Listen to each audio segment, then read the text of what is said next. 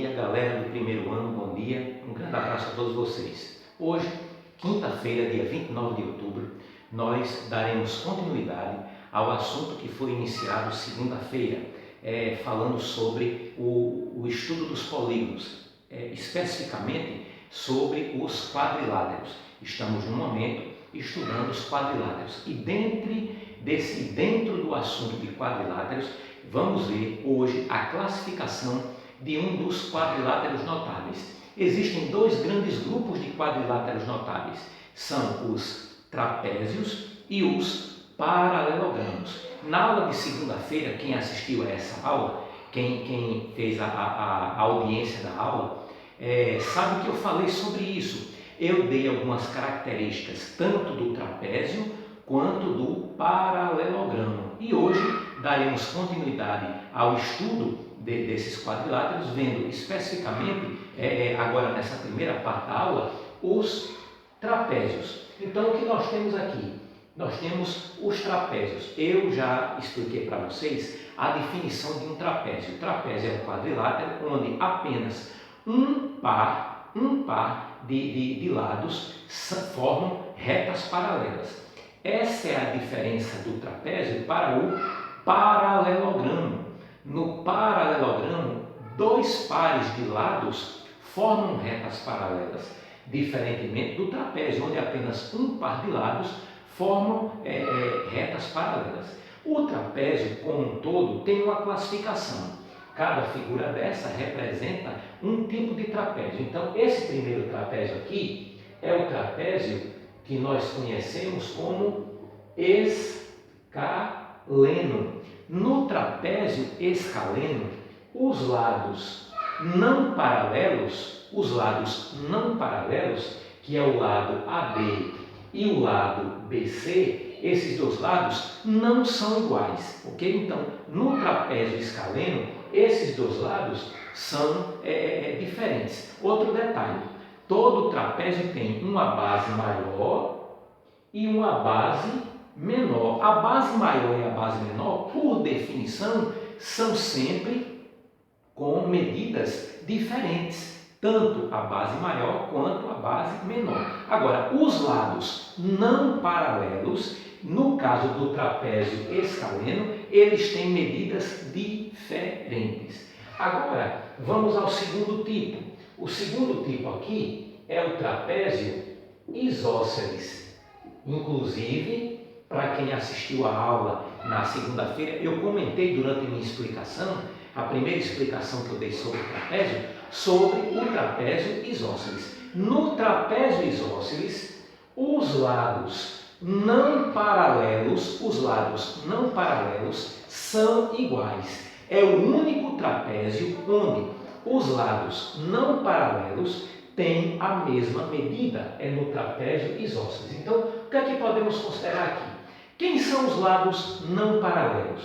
O lado BC e o lado AD. Veja em que ambos estão representados por uma mesma simbologia, dois tracinhos. Esses dois tracinhos aqui indicam que os lados possuem medidas iguais. Então, apenas no trapézio isósceles, os lados não paralelos terão a mesma medida. E outras características que podemos observar dentro do trapézio isósceles. Quando o trapézio for desse tipo isósceles, os ângulos da base, ou seja, os ângulos que estão na base maior e os ângulos que estão na base menor são iguais, têm a mesma medida. Então, este ângulo A é igual ao ângulo B. Essa base aqui é a base maior, então os ângulos que estão na base maior têm a mesma medida.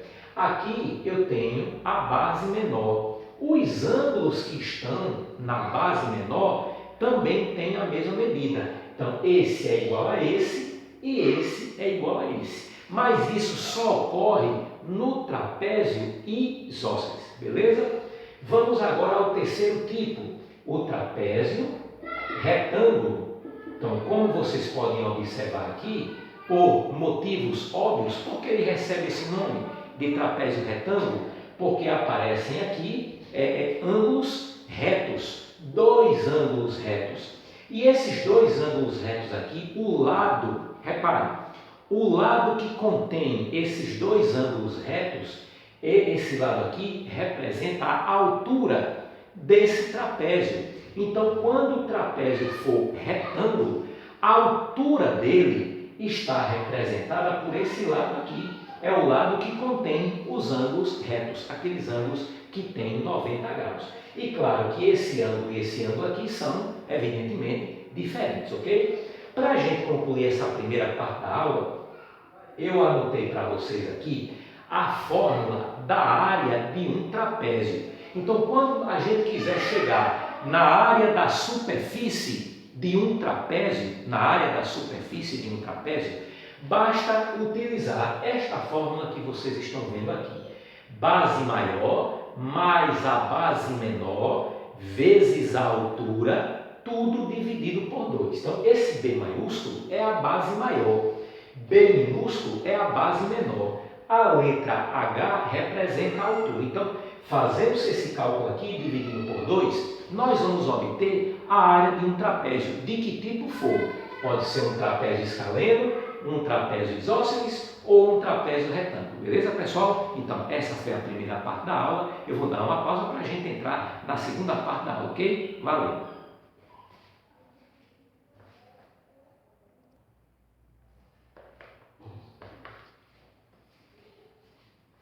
Bem, pessoal, na segunda parte da aula, sobre quadriláteros notáveis, vamos começar a estudar o segundo grande grupo de quadriláteros notáveis. Estou falando dos paralelogramos. Aqui está um modelo, inclusive está no livro de vocês, muito didático, muito bem explicado. Eu só estou transferindo o que tem lá para mostrar a vocês, mas com algumas particularidades. Vamos lá.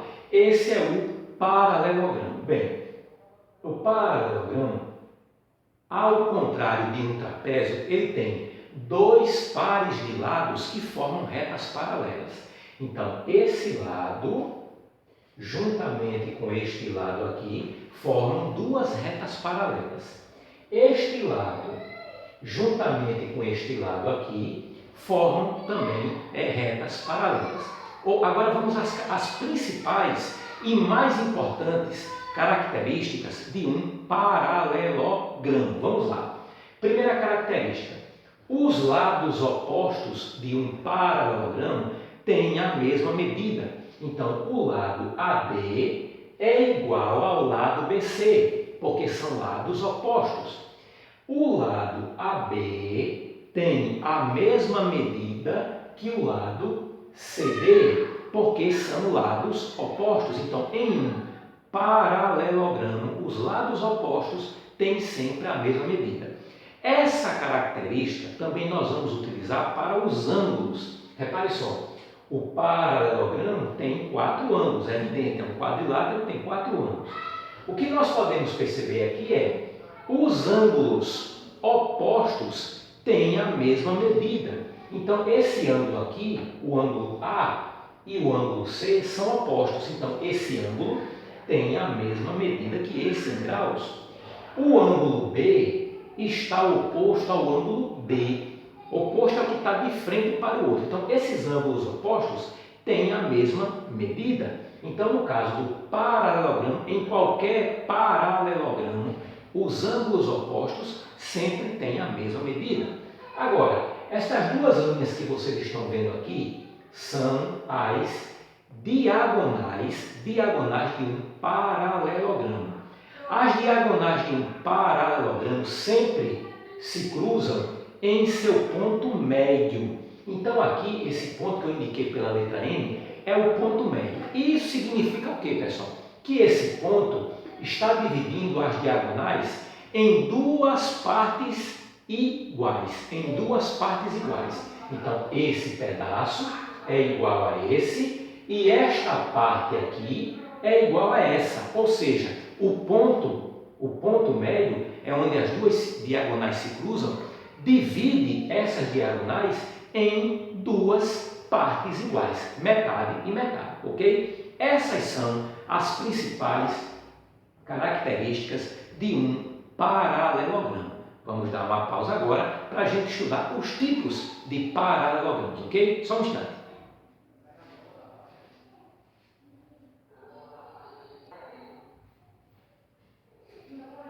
Bom, pessoal, para não ficar um vídeo muito extenso, esse vídeo já está com pouco mais de 10 minutos, eu vou parar aqui, vai ser a primeira parte da aula, e vou gravar um outro vídeo com os tipos de paralelogramos, para vocês assistirem de forma mais tranquila e não ficar preocupado com a duração do vídeo, da extensão da aula, ok? Vou encerrar esse primeiro vídeo e vou gravar um segundo com os tipos de paralelogramos. Só um instante, pessoal. Valeu!